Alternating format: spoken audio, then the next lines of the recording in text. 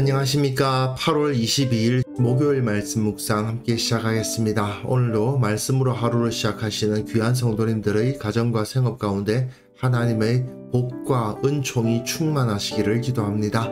오늘 본문은 데살로니가 후서 1장 1절에서부터 12절까지 말씀입니다. 1장 전체인데요.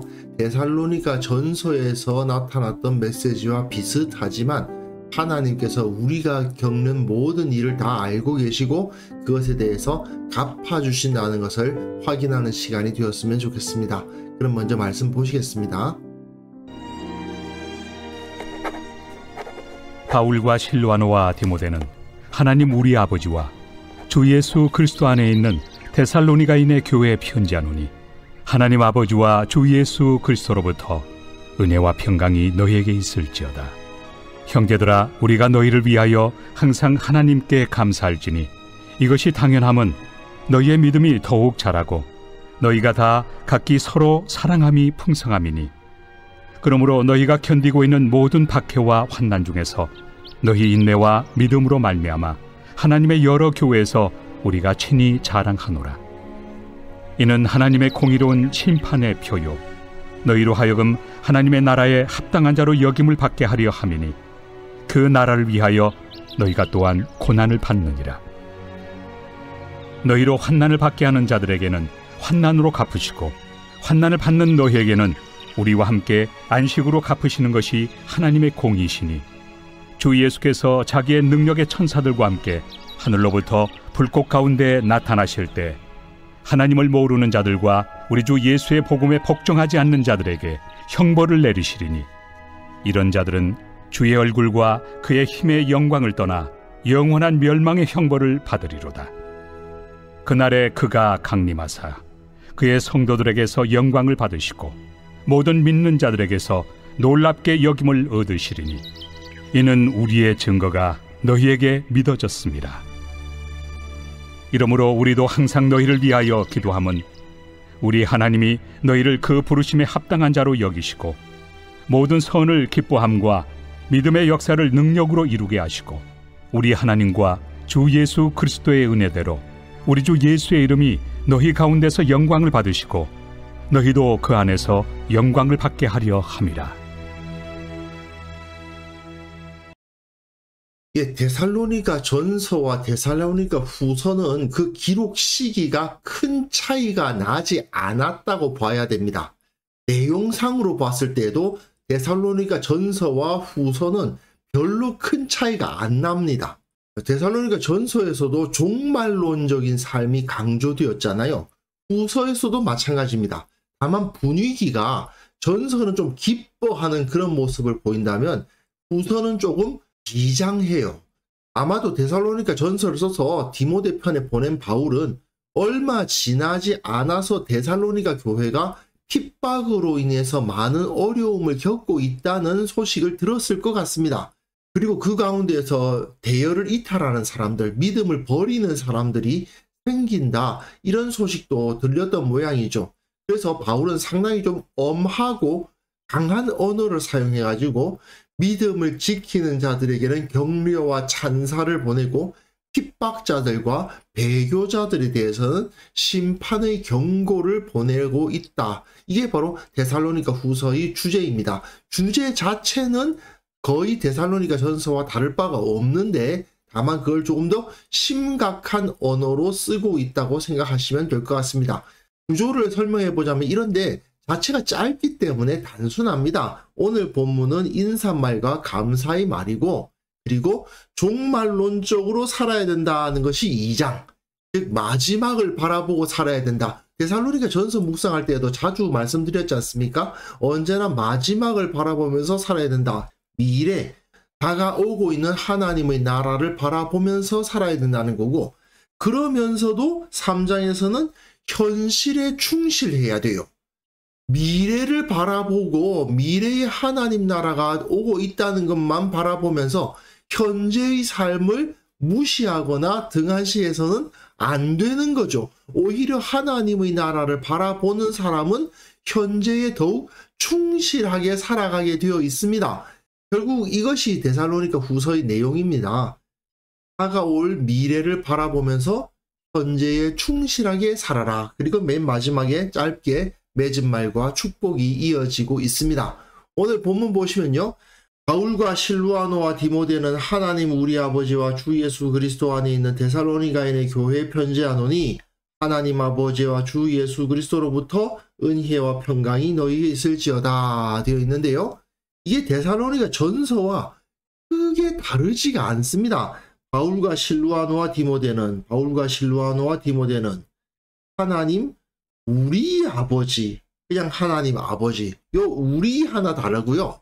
주 예수 그리스도 안에 있는 데살로니가인의 교회에 편지하노니 주 예수 그리스도 안에 있는 데살로니가인의 교회에 편지하노니 똑같죠?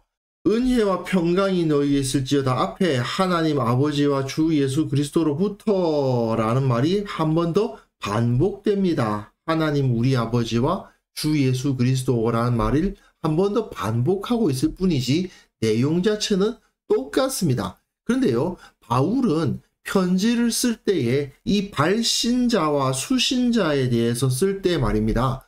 이후에 나올 주제를 은근히 의식하고 씁니다.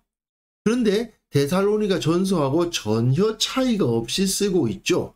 이거는 데살로니가 전서의 내용과 후서의 내용이 그다지 차이가 나지 않는다는 것을 미리부터 짐작할 수 있게 해주는 단서입니다. 그 다음에 보시면요. 형제들아 우리가 너희를 위하여 항상 하나님께 감사할지니 이것이 당연함은 너희 믿음이 더욱 자라고 너희가 다 각기 서로 사랑함이 풍성함이니. 믿음과 사랑을 이야기하죠. 전서에서는 믿음과 소망과 사랑을 이야기했었는데 여기서는 믿음과 사랑을 이야기합니다. 그러면서 이것이 당연하다라는 말은 우리가 여러분들이 소식을 들을 때마다 하나님께 감사하는 것이 너무나도 당연하다. 여러분들 너무 대단합니다. 여러분들 그렇게 열심히 믿음 생활하고 믿음을 지키고 서로 사랑하는 모습을 보니 우리가 하나님께 감사하는 마음이 안 생길 수가 없습니다 하고 찬사를 보내는 거죠. 그러므로 너희가 견디고 있는 모든 박해와 환난 중에서, 자 여기서 본론이 나오기 시작하죠. 지금 데살로니가 교회에 주어지고 있는 박해와 환난이 꽤 심한 겁니다. 너희 인내와 믿음으로 말미암아 하나님의 여러 교회에서 우리가 친히 자랑하노라. 여러분들이 그런 박해와 환난을 받고 있음에도 불구하고 인내와 믿음을 지키고 있다는 소식에 우리는 다른 교회에 대고 자랑할 수밖에 없다. 데살로니가 교회 봐라. 저런 훌륭한 사람들이 있지 않느냐라고 자랑하면서 우리가 복음 전한 저 교회가 저렇게 잘 자라고 있다라고 기뻐하고 자랑한다는 것이죠. 마치 아들들, 딸이 잘 되면 부모들이 자랑하는 것과 비슷한 모습을 보이게 됩니다. 그 정도로 바울은 데살로니가 교회를 기뻐했다는 거죠. 이는 하나님의 공의로운 심판의 표요. 너희로 하여금 하나님의 나라에 합당한 자로 여김을 받게 하려 함이니. 박해와 환난 중에서도 인내와 믿음을 지키는 것이 무엇이라는 뜻입니까? 하나님 나라에 합당한 자로 여길 증거다라는 것입니다. 그 나라를 위하여 너희가 또한 고난을 받느니라. 너희가 하나님의 나라를 위해서 고난을 받고 있느냐? 그렇다면 너희는 하나님 나라에 들어갈 확실한 증거를 가지고 있는 것이다. 그리고 또한 공의로운 심판의 표라는 말은 무슨 뜻이겠어요? 저들, 너희를 박해하는 자들이 심판을 당할 것을 확실하게 해주는 증거가 된다. 너희를 박해하는 자들은 하나님의 심판을 당할 것이고 너희는 그 받은 박해로 말미암아 하나님 나라에 들어가게 될 것이다. 하나님께서 확실하게 보응해 주신다는 거죠. 그 사실을 부연 설명하고 있습니다. 너희로 환난을 받게 하는 자들에게는 환난으로 갚으시고 환난을 받는 너희에게는 우리와 함께 안식으로 갚으시는 것이 하나님의 공의이시다. 환난받게 하는 자에게 환난을 주시고 환난을 받는 사람은 안식을 누리게 되어 있다. 하나님의 공의에 의해서 주 예수께서 자기의 능력의 천사들과 함께 하늘로부터 불꽃 가운데 나타나실 때에 재림하실 때에 하나님을 모르는 자들과 우리 주 예수의 복음에 복종하지 않는 자들에게 형벌을 내리시리니, 조금 데살로니가 전서에 비해서는 좀 강한 표현을 쓰고 있죠. 형벌을 내리신다 이런 표현을 쓰고 있습니다. 그 정도로 지금 데살로니가 교회의 성도들이 핍박받으면서 억울한 일을 당하고 있는 거죠. 하지만 바울은 너희를 괴롭히는 저들이 예수 그리스도에 의해서 형벌을 당하게 될 것이다. 두려워하지 마라. 너희가 지금 당하는 이 모든 억울한 일을 갚아주실 것이다 라고 말하는 거죠. 이런 자들은 주의 얼굴과 그의 힘의 영광을 떠나 영원한 멸망의 형벌을 받으리로다. 그런데 데살로니가 교회를 핍박하는 주류는 누구겠습니까? 유대인들이거든요. 유대인들은 자기들이 하나님의 백성이라는 사실을 의심해 본 적이 없는 사람들입니다. 하지만 바울은 그들에게 대해서 하나님의 얼굴과 그의 힘의 영광으로부터 버려졌다, 떠나게 되었다, 붙어 있을 수가 없다, 그리고 영원한 멸망의 형벌을 당하게 될 것이다. 저들은 하나님의 백성이라고 인정받을 수 없다라고 선포를 하는 거죠. 그날에 그가 강림하사 그의 성도들에게 영광을 받으시고 모든 믿는 자들에게서 놀랍게 여김을 받으실 것이다. 이는 우리의 증거가 너에게 믿어졌습니다. 우리의 증거가 너희에게 믿어졌습니다. 라는 말은 우리가 복음을 증거했고 너희가 그것을 믿었다는 말이죠. 그것으로 인해서 주님께서 강림하실 때에 성도들로부터 영광을 받으실 것이다. 모든 믿는 자들에게서 놀랍게 여김을 얻으실 것이다. 너무나도 위대하시다, 찬란하시다 라는 놀라움의 대상이 되신다는 말이죠. 이러므로 우리도 항상 너희를 위하여 기도함은 우리 하나님이 너희를 그 부르심에 합당한 자로 여기시고 모든 선을 기뻐함과 믿음의 역사를 능력으로 이루게 하시고, 바울의 편지에서 인사말은 보통 이렇게 기도문으로 끝났는데 내가 여러분들을 위해서 이렇게 기도합니다. 하나님이 너희를 부르심에 합당한 자로 여기기에 기도합니다. 모든 선을 기뻐함과 믿음의 역사를 능력으로 이루게 하시기를 기도합니다. 또한 우리 하나님과 주 예수 그리스도의 은혜대로 우리 주 예수 이름이 너희 가운데서 영광을 받으시고 너희도 그 안에서 영광을 받게 하려 함이라. 내가 여러분들을 위해서 기도하면 예수님의 이름이 여러분들을 통해서 영광을 받는다. 예수님의 이름이 나타난다는 말이에요. 그리고 너희도 예수님의 이름 안에서 그 영광을 나타내게 될 것이다. 모든 사람들과 모든 천사들이 여러분들을 인정하는 그 자리에 서게 될 것이다 라고 말하고 있는 것입니다. 사실 오늘 본문은 데살로니가 후서의 인사말이면서 데살로니가 후서가 가지고 있는 가장 기초적인 가르침이라고 할 수 있습니다. 여러분들이 지금 핍박받고 있지만 그 핍박이 여러분들의 구원의 증거가 될 것이고, 하나님께서 여러분들을 핍박하는 그 핍박자들을 반드시 쳐내실 것이다. 너희들을 축복하는 자에게는 복을 주시고 너희들을 저주하는 자에게는 저주하시는 하나님의 원리가 그대로 나타날 것이다 라고 말하고 있는 부분인 거죠. 사실 성경 전체를 살펴봐도 언제나 하나님은 선한 사람 또는 피해자, 선의를 가지고 있었음에도 불구하고 피해를 입은 사람들에게는 합당한 보상을 주십니다. 그리고 악한 자, 악한 일을 행한 자에 대해서는 반드시 안갚음을 하시죠. 이것이 바로 하나님의 섭리입니다. 하나님을 믿는 사람이건 안 믿는 사람이건 공의 원리가 동일하게 적용돼요. 믿는 사람이라 하더라도 악행을 행하면 그 악에 대해서 하나님께서 반드시 보응을 하십니다. 안 믿는 사람이라 하더라도 선행을 하면 그 선행에 대해서는 어쨌든 하나님께서 보답을 해주세요. 그러니까 우리가 믿음 때문에 고난을 당하고 있다? 하나님 하나님은 반드시 그 고난을 상쇄하고도 남을 복을 우리들에게 부어주실 겁니다. 그렇기 때문에 우리에게 주어지는 고난은 하나님의 나라와 영원한 생명이 있다는 보증서와도 같습니다. 그러니까 신앙인은 고난을 두려워하기보다 오히려 영광스럽게 생각하는 거죠. 장사하는 사람들로 한번 생각해 볼까요? 장사가 잘 됩니다. 손님들이 자꾸 와서 막 뭔가를 만들어서 줘야 됩니다. 힘들어요. 그죠? 하지만 장사하는 사람들이 그 힘든 것을 즐거워합니까? 아니면은 괴로워합니까? 힘들지만 자기가 수입이 많이 있다는 것을 기뻐하죠. 사실 돈 많이 벌어봤자 그 돈이 나에게 당장은 아무것도 아니잖아요. 하지만 그 돈을 가지고 나도 나가서 쓰면서 즐거움을 얻을 수 있는 거 아니에요? 이후의 즐거움을 위해서 지금 열심히 일하는 거 아닙니까?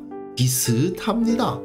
그리스도인들이 고난받는 것은 장사하는 사람들이 장사 잘 되는 겁니다.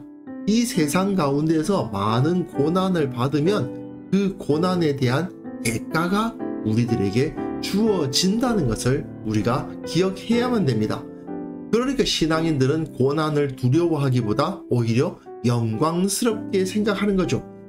그리고 당연히 내가 악한 일을 당했다 하더라도 악한 행실로 그것을 갚으면 하나님께서 저들에게 그 죄악을 갚아주실 것을 내가 대신함으로 말미암아 하나님의 심판이 훨씬 더 크고 훨씬 더 효과 있게 임할 터인데 내가 그 일을 함으로써 괜히 내가 받을 상만 못 받을 일이 벌어질 수도 있잖아요. 그러니까 나는 오직 선한 일에 더욱 힘쓸 뿐 하나님께서 심판해 주실 것이라는 것을 바라보면서 하나님께 의뢰하는 거죠. 그런 모습으로 살아가는 것이 결국 그리스도인의 삶이라고 할 수 있고요. 그게 바로 진정 복을 누리는 길이라고 할 수 있는 겁니다. 우리가 이 사실을 알고 하나님의 복음을 믿는다면 세상은 우리의 삶을 보고 당연히 충격을 받게 되어 있습니다. 세상 사람들 그 누구도 그렇게 살지 않는데 그리스도인들은 예수님처럼 살다 보니까 사람들이 두려워하고 충격을 받게 되어 있고요. 결국은 예수님의 모습이 우리를 통해서 나타남으로 말미암아 세상이 주님께 굴복하게 된다는 것을 우리가 기억했으면 좋겠습니다. 그래서 이 시간 함께 기도하실 때에는요, 우리가 믿음을 위해서 참고 어려움을 감수하면 하나님께서 알아주시고 합당한 보상을 주신다는 것을 믿고 오히려 기뻐하는 자가 되게 하여 주옵소서. 악을 악으로 갚으려 하지 말고 주님께서 갚아주신다는 사실을 믿음으로 받아들이는 지혜자가 되게 하여 주옵소서. 함께 기도하는 시간 가졌으면 합니다.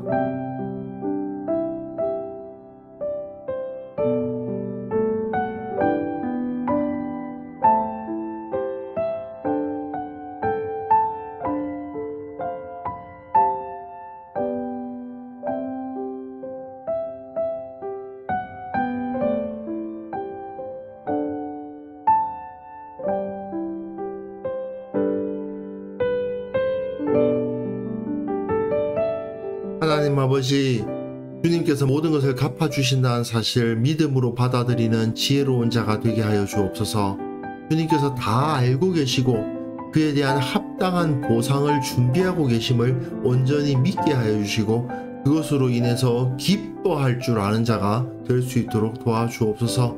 주님, 특히 세상에서 악한 행동을 하는 자들에 대해서 나도 악한 행동으로 갚아주려 하는 마음을 갖게 되는데 그러한 어리석은 생각 다 제거해 주시고 주님께서 갚아주신다, 주님께서 섭리하신다는 사실을 기억하며 주님께 의뢰할 줄 아는 지혜로운 자, 참된 신앙인이 될 수 있도록 도와주옵소서.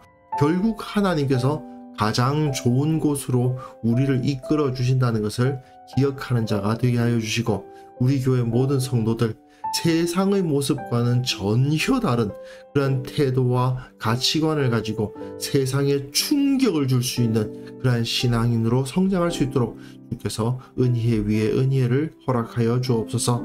아버지, 오늘 하루 살아가는 그 모든 삶 가운데에서 어떤 일을 당하든지 간에 결국 주님께서 다 갚아주신다, 결국 주님께서 모든 것을 바르게 하신다는 것을 믿음으로 받아들이고 감사하고 기뻐하며 살아가는 자가 되게 하여 주시옵소서. 모든 것을 주님께 의탁합니다. 주님께서 이루어 주옵소서. 예수님의 이름으로 기도합니다. 아멘.